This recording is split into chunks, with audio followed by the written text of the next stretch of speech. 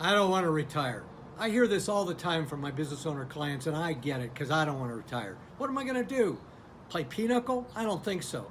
And I love what I do. You love what you do.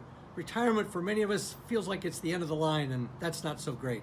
At the same time, you want a succession plan that's going to continue your life's work. And that's why people hire my partners and I at the Rawls Group to help them develop a succession plan. And as succession planners, we know that it's a particular challenge to develop a succession plan when the business owner doesn't want to retire, because succession demands change. So whether or not succession is going to be smooth or difficult really depends on your attitude and your actions. You see, in order for your succession plan to work, your successor or successors have got to be ready on day one to take over the leadership of the company. For the transition to work, they've got to have shown and demonstrated their competencies.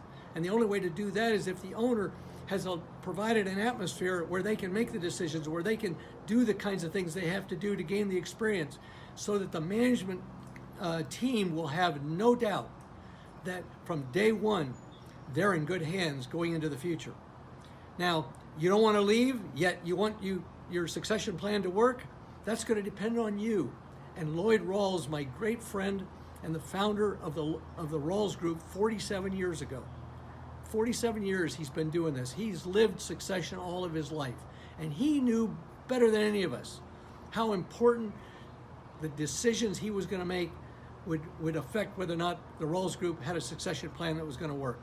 He had to make some very critical decisions, particularly involving his role.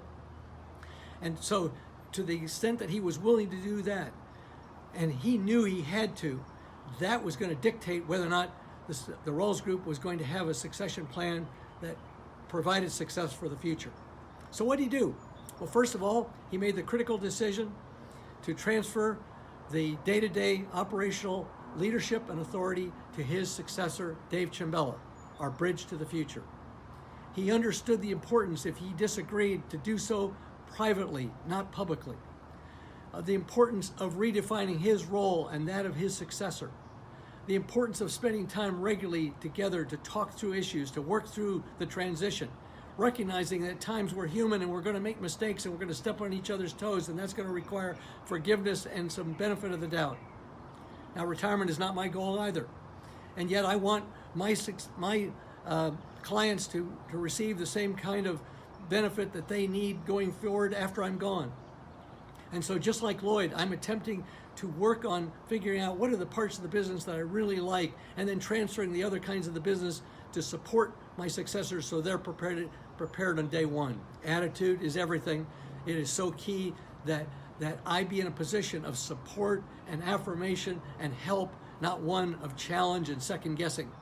So what's your succession role as you prepare for your company to go forward into the future and to make sure that your company is still around for the future? Wise counsel, sounding board, place for them to get wisdom and experience, chairman, maybe even cheerleader. To the extent you do this with the right kind of attitude, your company is going to achieve succession.